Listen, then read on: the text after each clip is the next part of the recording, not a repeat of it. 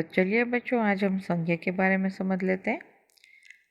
संज्ञा है उस विकारी शब्द को कहते हैं जिससे किसी विशेष वस्तु, भाव और जीव के नाम का बोध हो, उसे संज्ञा कहते हैं।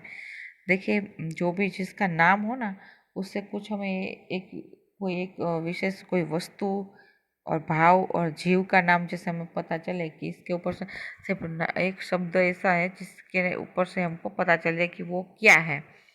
ठीक है, तो दूसरे शब्दों में हम समझे तो किसी प्राणी, वस्तु, स्थान, गुण या भाव के नाम को संज्ञा कहते हैं। देखिए, जैसे प्राणियों के नाम है मोर, घोड़ा, अनिल, किरण, जवाहरलाल नेहरू आदि, ये सब कुछ भी है ना, सब नाम है ना, तो ये सब क्या है? संज्ञा। वस्तुओं के नाम में क्या क्या आता है? अनार, रेडियो, किताब, संदूक आदि। स्थानों के नाम में कुतुब मीनार, नगर, भारत, मेरठ आदि। भावों के नाम वीरता, बुढ़ापा, मिठास आदि। यहाँ वस्तु शब्द का प्रयोग व्यापक अर्थ में हुआ है, जो केवल वाणी और पदार्थ का वाचक नहीं वरन उनके धर्मों का भी सूचक है। साधारण अर्थ में वस्तु का प्रयोग इस अर्थ में ही नहीं होता, अतः वस्तु के अंतर्गत प्राणी, पदार्थ, धर्म आते हैं। इन्हीं के आधार पर संज्ञा के भेद किए गए हैं। देखिए, संज्ञा के भेद हैं, संज्ञा के भेद यानी उसके संज्ञा के प्रकार। 5 है संज्ञा के भेद। एक तो व्यक्तिवाचक संज्ञा, जातिवाचक संज्ञा, भाववाचक संज्ञा, समूहवाचक संज्ञा और द्रव्यवाचक संज्ञा। अभी देखिए, ये जब इंग्लिश में भी आप जो proper noun, common noun, abstract noun, collective noun, material noun, जो आप इंग्लिश में ये पढ़ चुके हैं, यही हिंदी में हम पढ़ रहे हैं। ठीक है, तो प्रॉपर नाउन यानी व्यक्तिवाचक संज्ञा आपको पता ही है कि जिस शब्द से किसी विशेष व्यक्ति, वस्तु या स्थान के नाम का पता या बोध हो, उसे व्यक्तिवाचक संज्ञा कहते हैं। जैसे व्यक्ति का नाम रवीना, सोनिया गांधी, श्याम, हरीश, सुरेश, सचिन आदि, ये सब व्यक्ति के जो भी नाम है उसको व्यक्तिवाचक संज्ञा कहते हैं। उसमें व्यक्ति के नाम है। और वस्तु का नाम है तो कार, टाटा, चाय, कुरान, गीता, रामायण आदि, ये सब वस्तु हैं। फिर स्थान का नाम तो ताजमहल, कुतुब मीनार, जयपुर, ये सब स्थान के नाम है, तो ये भी प्रॉपर नाउन है, व्यक्तिवाचक संज्ञा है सब। दिशाओं के नाम उत्तर, पश्चिम, दक्षिण, पूर्व, तो ये सब दिशाओं के नाम है, वो भी व्यक्तिवाचक संज्ञा है। देशों के नाम Bharat, Japan, America, Pakistan, Burma, ये भी सारे व्यक्तिवाचक संज्ञा। फिर राष्ट्रीय जातियों के नाम जैसे भारतीय, रूसी, अमेरिकी, ये सब भी व्यक्तिवाचक संज्ञा है। उसके बाद है समुद्रों के नाम। तो समुद्र में देखो, काला सागर, तो भूमध्य सागर, हिंद महासागर, प्रशांत महासागर, ये सब समुद्रों के नाम है, ये भी व्यक्तिवाचक संज्ञा है। फिर नदियों के नाम है गंगा, ब्रह्मपुत्र, बोलगा, कृष्णा, कावेरी, सिंधु। फिर पर्वतों के नाम है हिमालय, विंध्याचल, अलकनंदा, कराकोरम, ये सब भी पर्वतों के नाम, वो भी सब व्यक्तिवाचक संज्ञा है। फिर नगरों, चौकों और सड़कों के नाम, जो इसके भी परफेक्ट नाम हो, उसको पढ़ने से हमें पता चल जाए कि यही का है, ये इसी के बारे में है, तो हम उसको सबको व्यक्तिवाचक संज्ञा कहते हैं। देखिए, फिर वाराणसी, गया, चांदनी चौक, हरिशन रोड, अशोक मार्ग, ये सब क्या है? व्यक्तिवाचक संज्ञा है। फिर पुस्तकों, समाचार पत्रों के नाम तो रामचरितमानस, ऋग्वेद, धर्मयुग, इंडियन नेशनल, आर्यावर्त, ऐसे सब नाम है, और वो भी व्यक्तिवाचक संज्ञा है। ऐतिहासिक युद्धों और घटनाओं के नाम है पानीपत की पहली लड़ाई, सिपाही विद्रोह, अक्टूबर क्रांति, ये भी सब व्यक्तिवाचक संज्ञा है। फिर दिनों, महीनों के नाम मई, अक्टूबर, जुलाई, सोमवार, मंगलवार। त्योहार, उत्सवों के नाम होली, दिवाली, रक्षाबंधन, विजयदशमी, ये भी सब व्यक्तिवाचक संज्ञा है।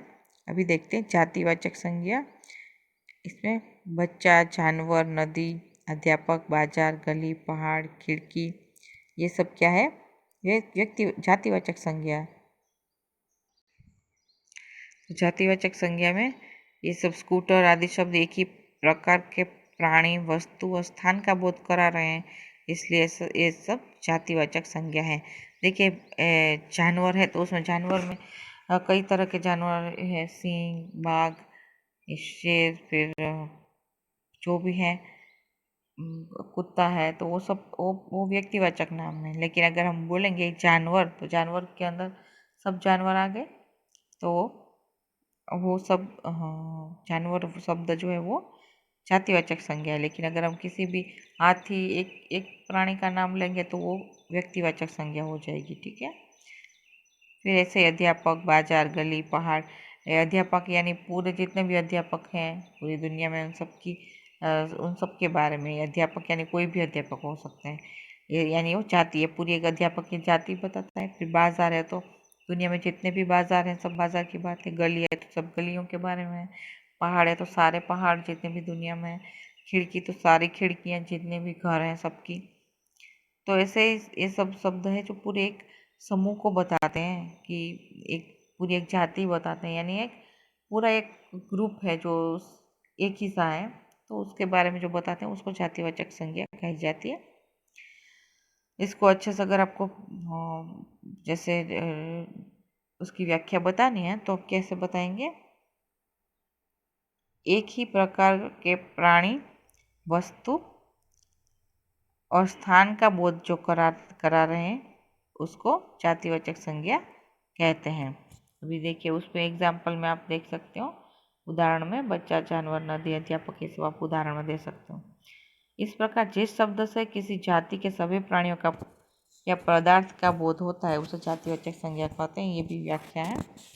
जैसे लड़का, पशु पक्षियों, वस्तु, नदी, मनुष्य, पहाड़ आदि, ये सब जातिवाचक संज्ञा। देखिए लड़का तो लड़का है तो उसमें राजेश, सतीश, दिनेश आदि सभी लड़के आ जाते हैं ना इसमें, तो इसलिए ये लड़का शब्द है वो जातिवाचक संज्ञा है। फिर पशु पक्षियाँ हैं तो पशु पक्षियों में गाय, घोड़ा, कुत्ता आदि जो है जाति का बोध होता है। फिर वस्तु है तो मकान, कुर्सी, पुस्तक, कलम आदि का बोध होता है। नदी है तो गंगा, यमुना, कावेरी, तो ये सभी नदियों का बोध होता है। तो नदी शब्द क्या है? जातिवाचक संज्ञा है। फिर मनुष्य है तो मनुष्य कहने से संसार में सभी मनुष्य जाति का बोध होता है, इसलिए मनुष्य शब्द है वो जातिवाचक संज्ञा है। फिर पहाड़ कहने से संसार के सभी पहाड़ का बोध होता है, इसलिए पहाड़ है वो भी जातिवाचक संज्ञा है। तो देखिए इसमें ये क्वेश्चन नंबर 10 है, उसमें आपको क्या है, नीचे दिए गए संज्ञा शब्दों को उचित खाने में लिखिए। अभी सारी संज्ञा इसमें दी गई है, व्यक्तिवाचक संज्ञा और जातिवाचक संज्ञा, तो दोनों को आपको अलग अलग करना है। तो जो आपको दिए गए हैं ब्रैकेट में, भारत, हिमालय, नदी, वीर सावरकर, सैनिक, नर्मदा, पर्वत, नीम, गिरनार, छात्र, गाय। तो इसमें देखिए व्यक्तिवाचक संज्ञा में भारत है वो एक ही भारत देश है, हिमालय है वो भी पूरी दुनिया में एक है, और वीर सावरकर पता चलता है ना एक ही प्रॉपर किसके बारे में बात हो रही है वो सब पता चल जाता है। और फिर नर्मदा, तो नर्मदा एक नदी है, वो सब तो नदी का नाम है, तो ये नाम है वो व्यक्तिवाचक संज्ञा है। नीम, नीम का पेड़, गिरनार ये भी पहाड़ का नाम है, तो ये सब प्रॉपर है ना व्यक्तिवाचक संज्ञा। समझ में आ रहा है? नाम जिसके होने से हमें पता चल जाएगी किसके बारे में बात हो रही है। फिर भी जातिवाचक संज्ञा तो देखिए नदी, तो नदी में से कैसे पता चलेगा कौन सी नदी? सैनिक तो सारी दुनिया के सैनिक, पर्वत तो सारी दुनिया के पर्वत, कोई एक नहीं, छात्र यानी विद्यार्थी तो सभी पूरी दुनिया के छात्र, फिर गाय तो यानी जितने भी गाय दुनिया में सभी गाय के बारे में, तो ये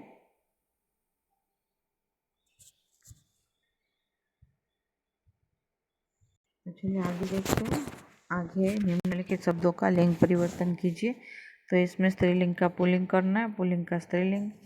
तो राजा का रानी, अभिनेता का अभिनेत्री, सोनार का सोनारिन, लुटेरा का लुटेरिन, सेठ का सेठानी, शिक्षक का शिक्षिका, घोड़ा का घोड़ी, ग्वाला का ग्वालिन, शेर का शेरनी, ऊँट का ऊँटनी, बंजारा का बंजारिन, नाग का नागिन, शिष्य का शिष्या, कुत्ता का कुतिया। ठीक है, तो ये सारे ऐसे शब्द हैं वो आपको बदलने हैं।